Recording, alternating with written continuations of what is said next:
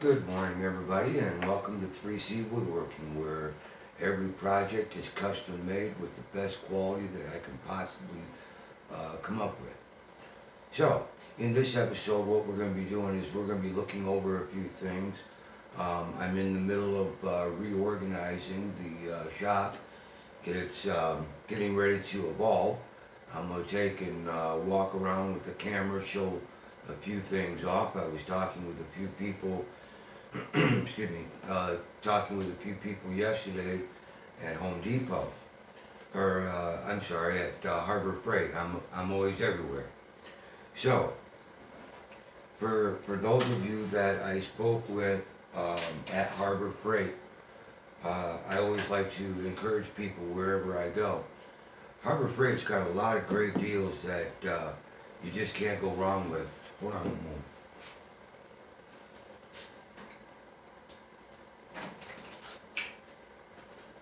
So here are a set of casters.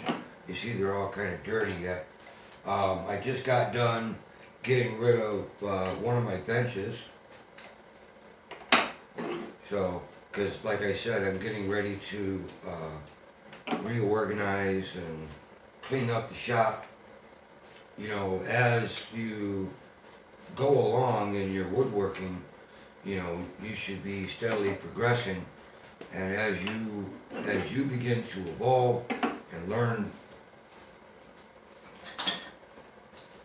new methods and techniques by watching YouTube and watching videos like this and others, there's a lot of great woodworkers out there on YouTube. You've got Steve Ramsey, Jay Bates, Jonathan Cates Moses, who's another one I like, Matthias Wendell, King Spine Woodworking, and the list just goes on and on.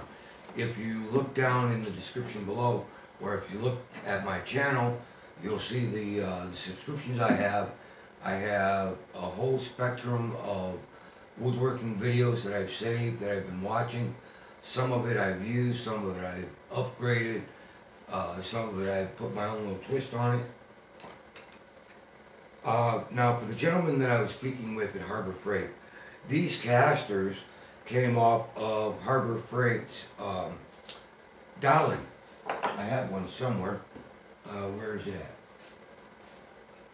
I'm in the middle of moving things around. There it is.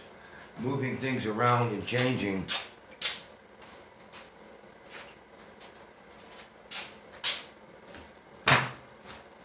These were on sale at Harbor Freight probably, I want to say about 4 months ago.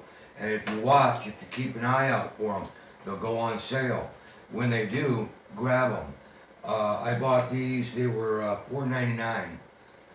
I was just at Harbor Freight. I think now they're like $10. $10 you get 4 casters. They are swivel. But there's a method for that. They are swivel. They don't have locks on them, but they work great. On the what I call the Ryobi train, that's what this is. I call this my Ryobi train because I have a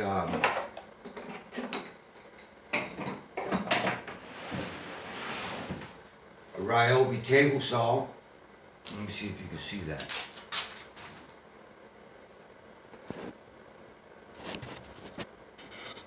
Okay, hold on. There we go. Alright. So, I call this my Ryobi train because I have a Ryobi table saw. Would I recommend it? If you're on a budget, maybe.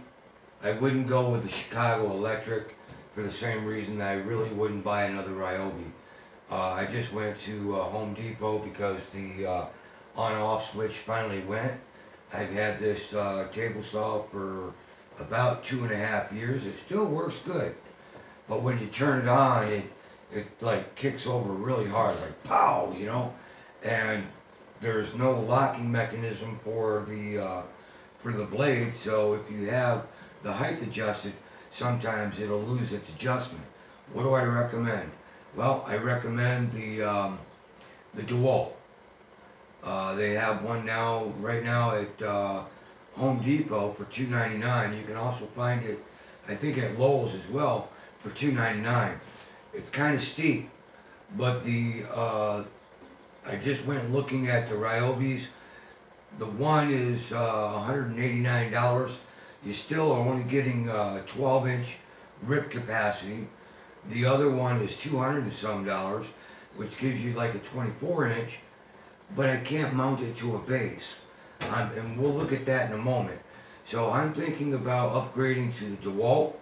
It has a chute that goes around the blade, so you can attach your shop vac tube. Here, this is kind of holding it back. It's kind of sticking right now. New crosscut sled that's great for making crosscuts, half laps, finger joints, box joints. The list goes on and on. This is an adjustable fence. I'm gonna have to grab the wrenches. But this is an adjustable fence for the router table where I can open and close it. I took the design from Steve Ramsey, although I still yet to connect the dust collection. As you can see, these are still sitting proud. They fit nicely here, but they're still sitting proud. I need to flush these out, make a hole.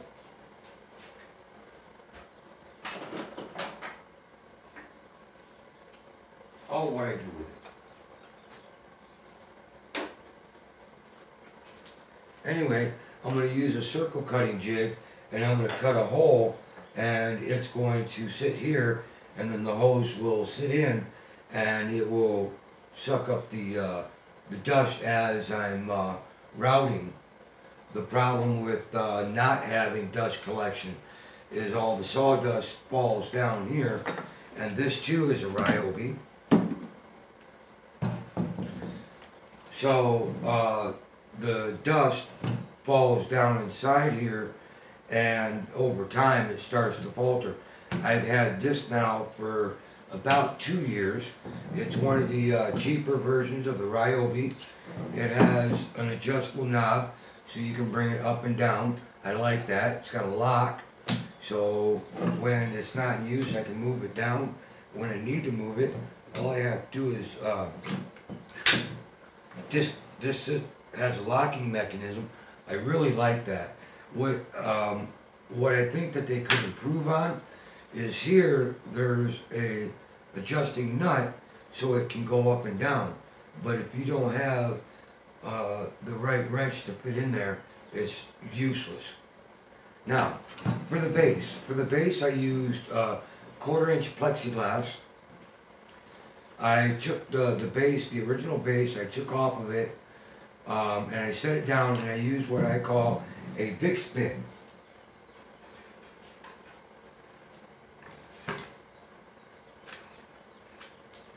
This is a Bix bit. The point of this is it's like a self-centering bit, so when you drop it into a hole, it self-centers. You can pick up a pack of these from Harbor Freight for, I think they're running about $4. It's a great deal. It's definitely a Harbor Freight gem. Use that. You self-center using your router base.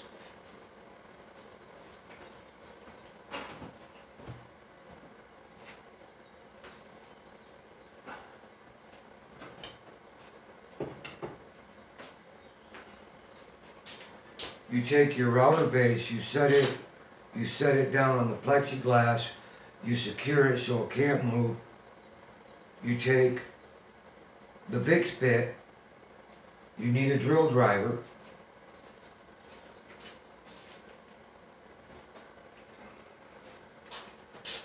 Now, I have the Makita 12 volt. I'm very satisfied with them. I bought these from Home Depot for $199. They charge up quick, and they seem to last a pretty good amount of time. And they don't take very long to charge up. Now you just put this in. Now if you don't have the money to spend on one of these, that's not a big deal. Harbor Freight has their own version. They have both the Hercules and the Bowers. I would recommend looking at some of the reviews on YouTube that's out there for those. Might save you a few pennies. On some tools you can afford to cheat the price because it's basically going to last for a little while and you're going to have to replace it. Other things you might as well go ahead and spend a couple extra dollars because you know they're going to last you a good long time. I bought the Makita. I bought the impact and the drill driver set. I think it was like $199. I got a bag. I got the drill driver. I got 2 batteries. The battery charger. Great deal. Anyway, you take the VIX bit, put it into your hole. You see the bit comes through. It gives you a pilot hole. Next, I bought the DeWalt. These are not cheap, but they do tend to last a good long time. You just have to check the set screws in them because sometimes they do vibrate loose, because these are adjustable to where you can adjust the countersink based on the screw that you use. I do recommend the DeWalt brand. I like them a lot. It's better than going online and paying a much prettier penny, although they probably work better, I don't know. But I use the DeWalt. When using one of these bits to countersink and do your hole, the plexiglass has a tendency to want to melt. So take your time with it. It starts to bog up, stop, clear away the waste from here. Because if it heats up and it sticks here, it's going to be a real pain in the butt to try to clean it up. You may even end up throwing it away. I threw about 3 of these away before I learned to take my time, save myself some money. So I take and I finish after going through with a VIX bit. I make another base plate, and in a moment I'll walk through some of the router bases that I've made using that same idea.